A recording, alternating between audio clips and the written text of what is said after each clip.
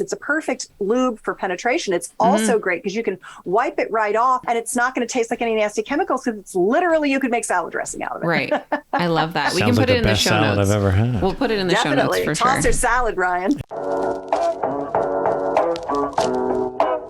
You're listening to the Laughing Couple podcast with your hosts, Brittany and Ryan Ostafy.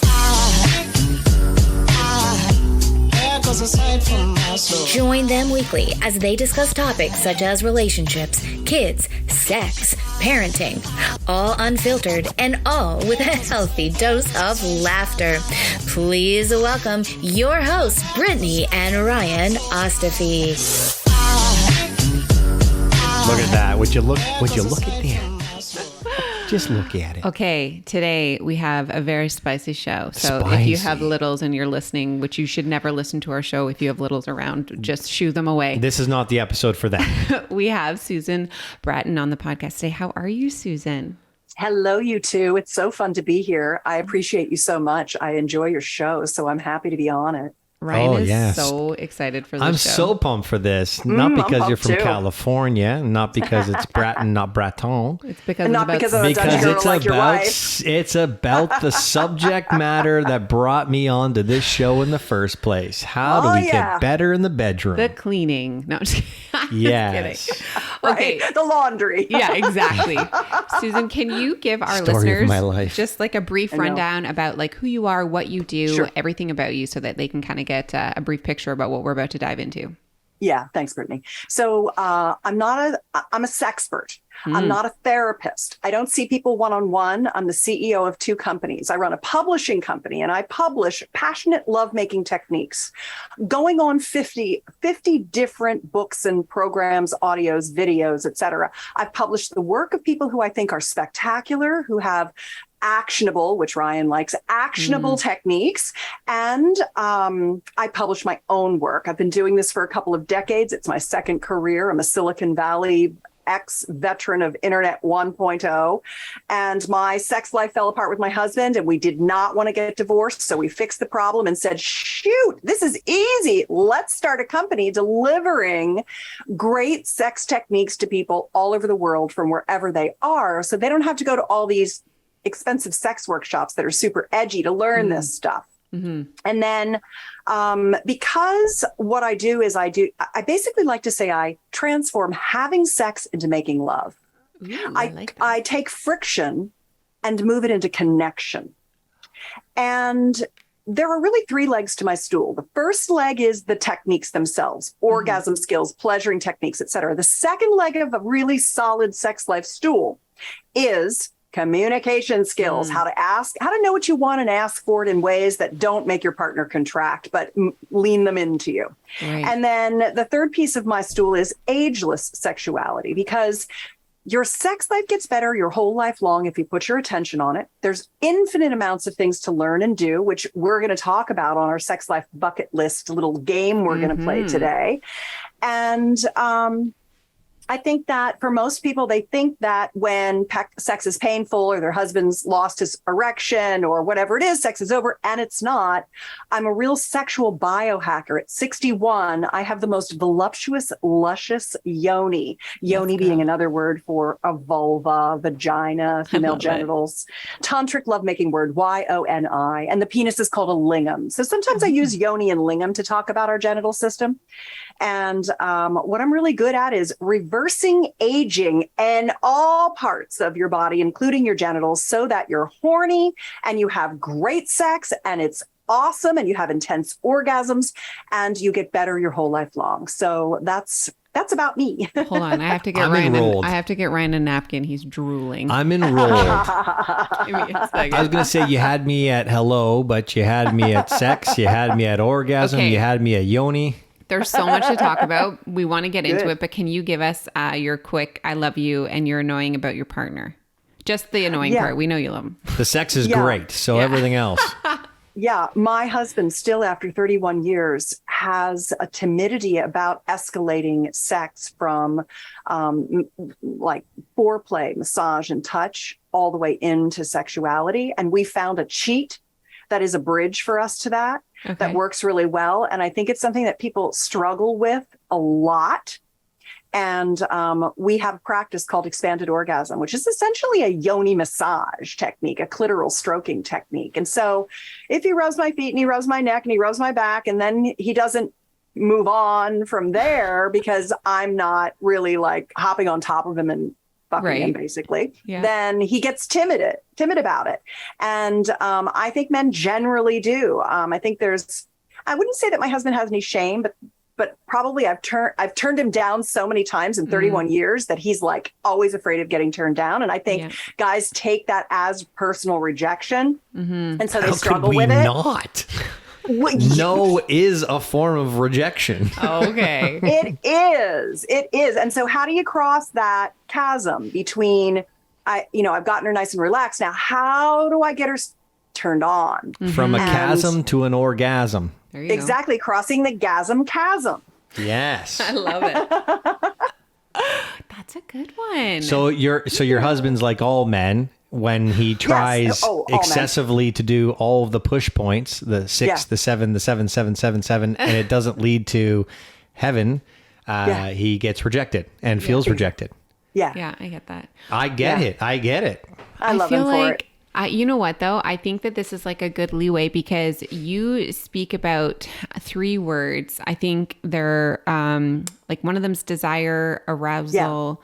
What's the libido, third one? Desire, and arousal. And like, can you just dive into the 3 of those? Because the way that you spoke about them, I always think them as basically the same word, but you differentiate them in such a very strong way. And I think this is a good little, like, because the emotional one, I was like, hold up, this is true. Exactly. It's so true, Brittany. And I teach this a lot because women get frustrated with themselves and men get frustrated with women because we're very used to what I call the patriarchal paradigm of sexuality, which is that men have some sexual competitive advantages. One of them being that they're horny all the time if they're healthy. Right. So they get a bath of testosterone every day. They get morning wood. They wake up horny. They masturbate every day normally. And that's super typical. They're wired. Thank you. You are welcome. And gentlemen, it's okay. I think the squatting over the potty is good, Ryan, because has your mother talked to you about that yet? Oh, she's in Vegas right now. So hopefully she thank missed that the episode. Lord she hasn't listened to that God. yet. I thought, damn, that man's efficient. Good for him. He's not going to get his cum all over my bathroom floor. Or the bed.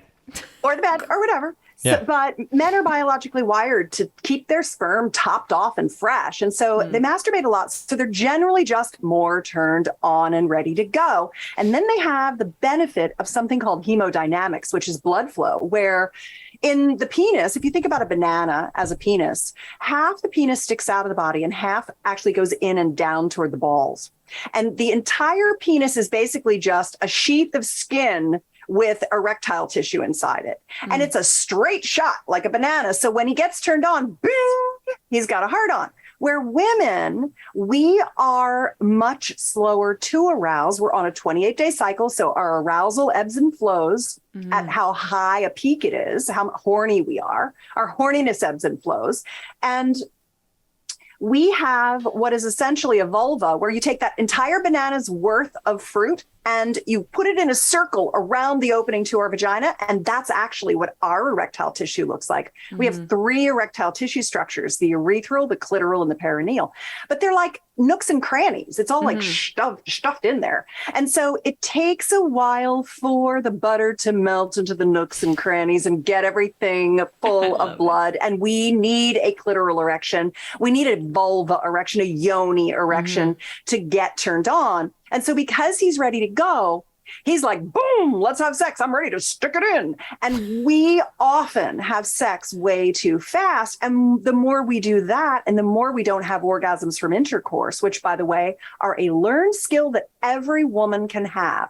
You don't even need to touch the tip of the clit to have orgasms from penetration. You simply just need to learn how to cross the chasm. And a big part of that is this engorgement. And so it's confusing for couples because he's like, it's on, baby. And she's like, I don't know. I'm not sure. I've got a crick in my neck. I need to talk about some things, you know. Are you listening to our conversations at night? For real. Oh, dude, I totally fucking know this stuff. So, So here's the thing, libido, arousal, and desire, just to make it really simple, to give you like a view into how you can understand your responses or understand your partner's responses. You know, the Olympic logo is like intersecting circles. That's also a Venn diagram. 3 intersecting circles is called a Venn diagram. And that's what your turn on is. It's libido, desire, and arousal. And libido is your body. It's your health.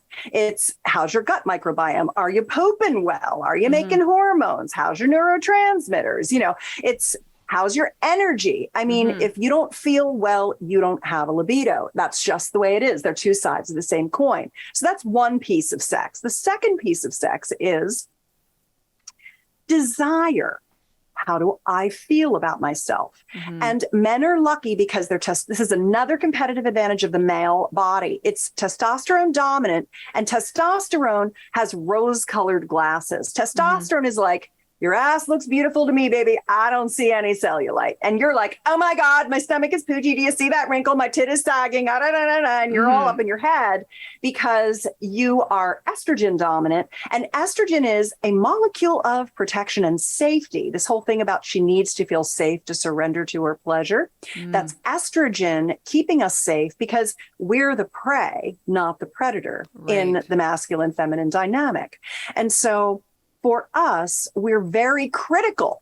Men don't see our flaws. We see more of them. Men overestimate their capabilities. Women underestimate their capabilities. This is very, very classic stuff. And so in desire, if you don't feel desirable, then you don't feel turned on. It's hard for you to get turned on if you don't feel sexy. And if you don't desire your partner, they've gotten out of shape, they're acting like an asshole, they didn't fold the laundry. Then you take a hit on your desire. And then arousal. So those are kind of like before you get to the bedroom. Right. And then when you get to the bedroom, you've got this erotic escalation, this arousal pattern. His is, let's go. I'm horny. My dick is hard. I'm gonna stick it in. Hers is, can you stroke my hair? Can you hold me? Can you rub my feet? Can you give me kisses? Can you suck my neck? Can you play with my titties? It's not grab her by the pussy. That's the stupidest thing in the universe. And yet men will literally go on a date with a woman and like be grabbing the outside of her pants or her skirt. Like it's going to do anything. It's all buried treasure. It's not sticking out, dude. Don't grab my crotch. Do not grab my pussy. So that's libido, desire, and arousal. And people can get tripped up in all 3 areas. They can not be healthy and not have energy. They can have low self-esteem. They can be pissed at their partner. And then they can have a partner who rushes them not knowing. So I want to say one last caveat before I let you get a word in. And that is that men want to do a good job. They will give up their pleasure for your pleasure. They just don't live in our bodies. Fact. And so they just need to know what we need from them in every moment, because we're on this moon cycle even after menopause, and they're very steady state, horny every day. And we're like, okay, it's going to take me a little longer to get turned on today than it did a week ago or whatever it might be. You've got a 5-day horny window where you're much more likely during ovulation to want to jump on them and ride them like a cowgirl. But then the other times of our moon cycle, we always can be convinced if we get the right arousal process. Right. I feel like this, I mean, when you talk about desire, right? Like that whole emotional connection. And we've talked about this before, and we've made jokes like, if you like, my love language, acts of service, Ryan's is touch. It's pretty much across the board for a lot of heterosexual couples, and a lot of our friends are the same way.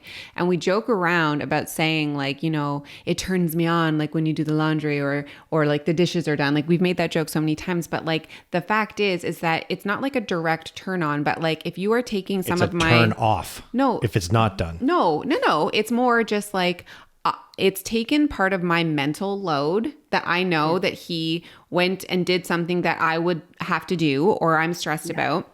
So then it allows me to mentally relax so that I can lean into my emotions, and emotions will lead to intimacy for a lot of women, because I feel like, lean into that desire or that emotional aspect before we get into like desire or lust. Sorry. So it's a joke, but it's also like dead ass true. Like if I don't have to ask you to do this, and this is such a paradox, because we just spoke about this too. Like Ryan's like, I'll do whatever. You just gotta ask me. I'm like, I don't want to have to ask you, because I am also processing everything else from the family or whatever. And it's like, when those small acts of service are done without a prompt, it is sexy. Like, it's not a joke. Yeah, but that's a lot to ask, honestly, Brittany. I mean, I know think it guys is. just want your list. Just give him the list. But you just have to tell him what you need and he'll do it. I mean, it really does make it easier. It's hard because, like, for us, Ryan knows, he knows these things, but it's more like, it's not that I'm keeping or gatekeeping what I need. It's like, in the moment, I don't always say, can you do this? Like, I've told him so many times that it's kind of like, okay, now I'm learning I have to say every single time, I need you to fold this, or I need you to do the dishes, or like whatever. And then it gets done. But it's a paradox, because the women don't want to ask, but then we end up asking it's a clusterfuck sometimes. I don't know. I just think you ask for what you need and they do it and you're all happy. I mean, that's just how dudes are. I concur. What I think you're wanting is something that is like unobtainium. And you're just going to make yourself crazy, Brittany.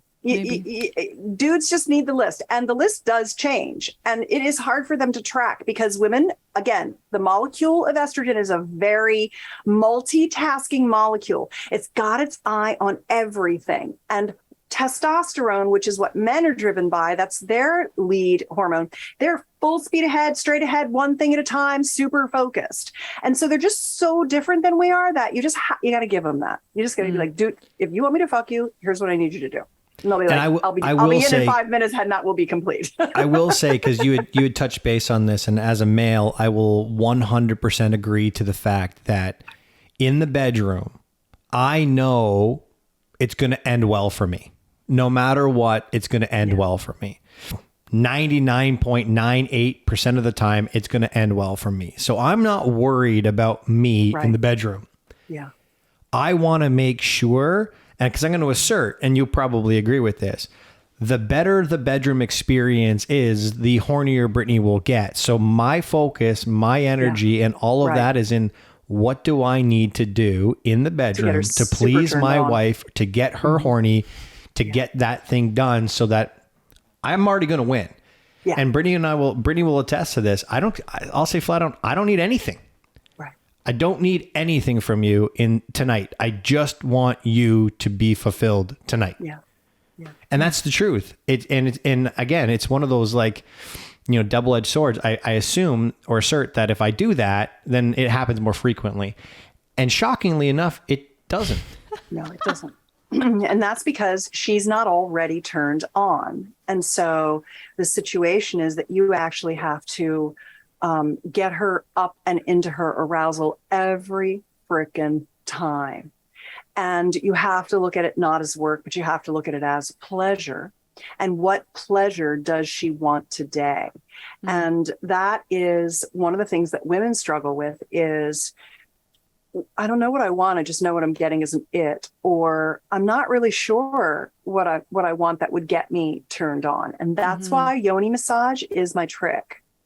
When you have a partnership where she gets unlimited pussy rubs, and you can have them anytime you want, and it doesn't have to lead to sex. You actually net more sex. It gets a woman out of her mind, out of her to-do list, and into her body, and connected with you. And you start to ride that limbic connection together, where you're delivering pleasure and she's relaxing and letting go and opening up. And sometimes in the middle of the pussy rub, she's going to be like, babe, I need to tell you this thing. I need to get this thing off my chest. And you just listen and you just keep rubbing. And it is the Rosetta Stone to much more intensity of pleasure during actual oral penetration, even kissing. It opens us and grounds us. And because we have this damn estrogen always making us think about a million things and worry about shit,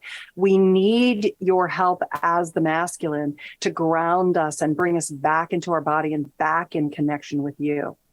This is where I have a disconnect, though, because Ryan says, you know, like Ryan and most males have a very easy time turning their brain off. And like you say, like it's super normal for a male to masturbate every day. If Ryan's stressed out, he's like, I'll just masturbate. If I'm stressed out, he's like, go masturbate. I'm like, I don't want to. Like, I'm literally not in that mind space. You're not there yet. So that's why pussy rubs are good. But I struggle with that because I'm like, if I'm not there mentally, it's not as easy for me to just turn off my brain and be like, yep, let's go ahead on this rubbing adventure, because I don't lean into that enough. I'm like, I need to make sure at least some of this is taken care of so that I can like fully enjoy that.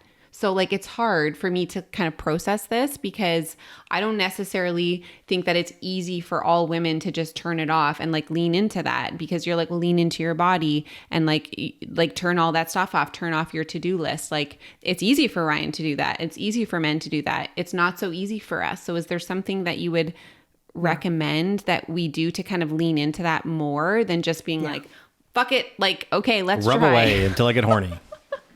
Right. I would just say that it is actually as simple as just lying down.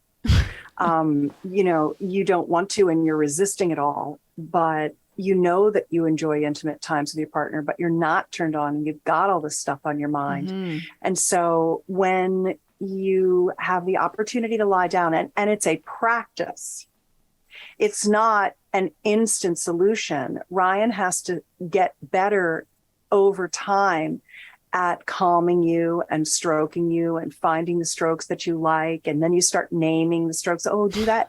Rub that little spot that always gets a stitch in it for me on my mons. Oh, can you do more outer labia today? Oh, I really like it when you rest your thumb at the entrance to my vagina. Whatever it is, you'll start. Can you do that butterfly thing? Can you do that big, long, swipey thing? Can you do those little needy tickle things that I like? Whatever it is, you can start essentially creating a language around this massage. And over time, like right now, you can't even imagine lying down when you have a to-do list. But within a month or two of just like, hey, let's just lie down for 5 minutes and I'll just give you a 5-minute pussy massage. And there'll be days when, Brittany, your legs will be jumping. You're going to be in flight or fright. And you're just going to be jumpy and jittery and you won't be able to settle. And 5 minutes are up and you're like, gotta go. And then there'll be days when you're like, oh my God, that is what I need. Can you keep going? That feels so good. Stay right there, or go back to that thing, or rub my belly really well, super deep, harder. Yeah. And over time, you'll get really good at dropping into what is essentially a meditative experience. It's a conjoined trance state that you share through a limbic connection, where Ryan will begin to learn how to take you into this feeling of pleasure, and you'll go in and out of it very easily in a short amount of time. And so right now it seems so foreign, but you actually have to, and the way you start, this is the way we started, is because this is the problem between the masculine and feminine. So we would be like, okay, at 3:00, whatever we're doing, or 7:00 or 9:00 or whatever time it was, we would schedule it and we'd be like, I'll meet you in the bedroom. And what I found was that if my husband put out, I like those Liberator Fascinator things, those like little waterproof covers, because you can throw it down on the bed. And then if you spill lube or anything, it's no big deal. And I like organic avocado, jojoba, or sweet almond oil for this job, not coconut oil, because you don't want to use lubes. You want to use a nut oil because it's a natural. I always say, never put anything in your mouth, never put anything in your yoni that you wouldn't put in your mouth, because it's too, like, what's the difference? It's the same thing. It's just the other end of your alimentary system. So you got to watch out for toxins. So when you throw down the liberator and he gets his hand, do your hands where you're like almost soaping them up with the oil. So your hands are completely covered, and then put your hands on her and ground her and tell her you love her. Tell her her yoni is beautiful. And then just start feeling what needs to be touched. And then Brittany, you just give Ryan a lot of feedback. And if it's 5 minutes and you got to go, go. Mm-hmm. But you did it. You made yourself sit down, and over time it becomes an absolutely magical experience. And what it also does is it has this sneaky little like bonus thing, which is that it brings blood into your yoni and gives you engorgement. So if you actually have a 5, a 10, a 15-minute pussy rub a couple of times a week, you're already more engorged the next time you lie down to receive this. And over time, what will happen is your yoni will just get full of fluid and warm and beautiful and lush, and sex, intercourse, and oral will start to feel better for you. You'll be hornier more often. Sex will be more satisfying. You'll feel closer to Ryan. He'll be less grumpy. He'll get more intercourse. Everything builds on starting with this embodied, loving, sensual pleasuring. Right. And like, let me be very clear. Ryan is literally so good at being like, because I like Ryan will massage every day. He'll be like, do you want a massage? And I'm like, no, I'm good. Because typically, like sometimes I'm like, yes, I would love a massage. Massages lead to sex. Exactly. But this, I think, is a lot of pressure for women because... But they don't have to. No, they don't have to. But there is an expectation there. And sometimes it's nice to just to have an intimate massage. Like it doesn't always have to lead to sex. Or maybe it's just like an intimacy. It's not specifically intercourse. So I think that there's just a lot of pressure to when your partner's like, do you want a massage? It's like, are you really asking to put it in, or are you really wanting to massage me? And I just want to be clear, like Ryan is really good at asking for that every day. This is more of a me thing. Like I need to lean into this. I need to try like something new because I cannot turn my brain off. And that has nothing to do with Ryan and the absence of him wanting to be intimate. This is a me thing. But okay, we are blabbing on, and I really want to talk about this bucket list thing. Can I reply to that, Brittany? Please, yes. You made the perfect point that I forgot to make. And here's the rules of the yoni massage game. The rules of the game are: it is not a quid pro quo. It does not lead to sex. You are always in choice. You can get up and be done. And when I tell this to men, you cannot expect to give her a massage and have it lead to sex. You have to allow her to listen to her body and make the decision as to whether she wants to go forward or not. It never has to lead to sex, but it will lead to more sex over time. You're making an investment in the connection that you create and the skills that you co-create. And then the second piece of it is that your job in that 5 minutes that you lay down, and then you keep deciding, do I want to continue or not? And you get up whenever you want. Your job is to completely focus on the sensation and to get present to the sensation. Right. You owe him that. If he owes you, no pressure. Those are you. That's the deal. And it works like magic. Trust me. I will say this, Susan, listening to Brittany talk, the experience that I have when we are going through the massage process, because I actually really enjoy that process. I love the hands to the body. I love the connection. Sex to me is, I love the pleasure of sex, but as we already talked about, I can masturbate every single day and get that explosive experience whenever I want to. You did not need to add explosive. So what I'm getting at is when it comes to my wife, when it comes to my partner, when it comes to my lover, I care more about the connection and hands to the body, touching, warming, massage. That works for me really effectively. But what I find is, and now that I'm sitting back and kind of taking this in, every time we do that, Brittany rushes us into sex. All right, let's have sex now. I always say yes. Don't get me wrong. I'm not like, no, I don't want to. But I will say this. There are many times where I'll say to Britt, no, this is not about that. It ends up becoming sex, and I get that, which is amazing. But she'll stop me from pleasuring her in those massages because she assumes that I want to have sex. So I'm where I need to be. Now let's have sex. And that's not always why I'm doing it. Well, you guys are really good at striking agreements with each other. You two are very good at getting an agreement. So you can get in agreement about this experience and give it a try for me. You've had me on because you respect me. And I'm telling you to give it a try. For sure. So you try it and just lay down 3 times a week for 5 minutes. No quid pro quo. Don't push yourself for it. Just work on your mental situation of staying present in the sensation, and so that you can begin to get your body to learn how to really ride that pleasure. And then I will send you my Expand Her Orgasm Tonight program. And it's very simple technique. It's a 5-stroke clitoral stroking technique that will allow you to really expand your orgasmic pleasure. And Ryan, it's really easy to learn. And there's videos, and you could watch it together in bed one night instead of a TV show before you drift off to sleep or something like that. It's at Expand Her Orgasm Tonight for your listeners. And there are 3 free pleasure reports. And they basically explain what is expanded orgasm, how to touch for rapture, which Ryan, I think you already are doing, but it's going to teach the 2 of you how to feel each other better. And then the third thing is something called the power of peaking. And peaking is a way that you deliver a stroke, and then you pause for a second. And Brittany, if she's being mindful and she's really focused on the sensation, her body is going to be like, wanting more. And that's going to increase her arousal. Peaking is a very interesting stroke technique that leverages the sympathetic parasympathetic nervous system and how it naturally works to bring women into a higher level of arousal. So I'll send that to access to you and make sure that you get that.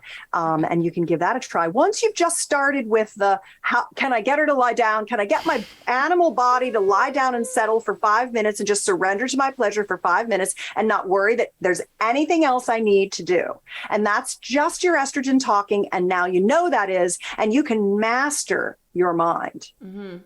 So can you? Sex is a mindfulness practice. I want to get into the into the bucket list thing because I know we only have a handful of more minutes here. Okay. How many minutes? That's well, we got some time, but it's a key part of what we want to talk about. Yeah. Can you just name off the oils again that you suggest for this? Because I'm gonna go buy them tonight.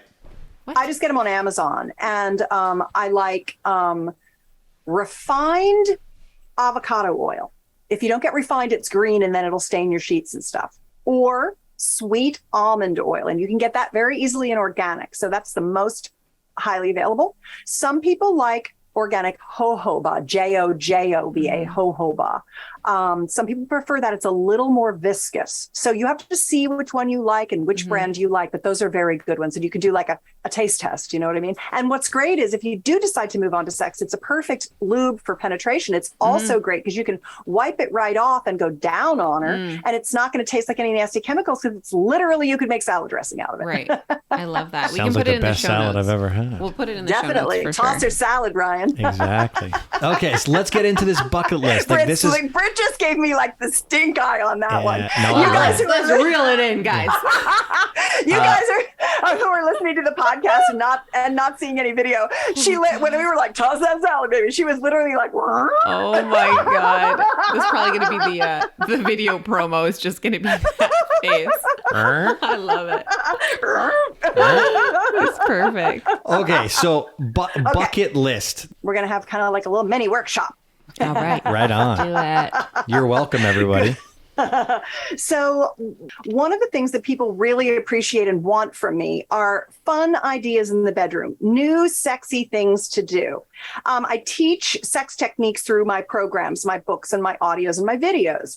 And I'm a collector of techniques and ideas. Doing new things creates new sexy things. Trying new things, learning new things together, beginning as beginners together creates new relationship energy that essentially short circuits the monotony of monogamy, because we end up getting into a groove and we've got this one path to orgasm and we're like, that's a short thing. Let's just freaking do that. Yeah. And then you're like, I know that bored in my sex life. Sex Life Bucket List. It's at sexlifebucketlist.com. No duh. And it basically is a downloadable PDF. I'm holding one in the video that we have here. And I recommend that couples print it out. And this is good for singles too, because you're on your own sexual journey. It's your job to increment your sex life your whole life and get better and better at it if it's important to you. And essentially what you do is it's a 4-step personalized sex life plan. And you come up with your bucket list, your partner comes up with their bucket list, and then you kind of merge your list and you come up with this plan of things that you'd like to do together over time. Hold up. So Susan just explained this really awesome sex bucket list situation, but we want to cap this at the now, because we're going to launch the mini episode that specifically goes into detail of the bucket list, and we really want you guys to participate essentially. Well, since we already know how it goes, yeah, we do. We already did it, but we assume that it's better off on its own, but not an episode. Right. Well, it is an episode. It's a mini episode. It's a mini episode. So stay tuned till Thursday, because we're going to launch it this Thursday for you. And it is one of those episodes where we think that if you have a partner, you can actually do it without a partner as well, just to kind of get to know yourself a little bit better. But if you do have a partner, listen to it, and then just be very focused on pausing and starting, because it's essentially a questionnaire and it gives you multiple, answers. Are you really into this? Are you maybe or maybe not so much? And it's a very cool kind of experience to see where you are at as a couple. Compared to your couple, and then how you guys can find a space to meet in the middle, so to speak. And it's just it's a little spicy. So it's good. Look for that episode coming out probably in 2 days. Yeah, Thursday. All right. Yeah. Okay, bye. Bye. There goes a sight from my soul.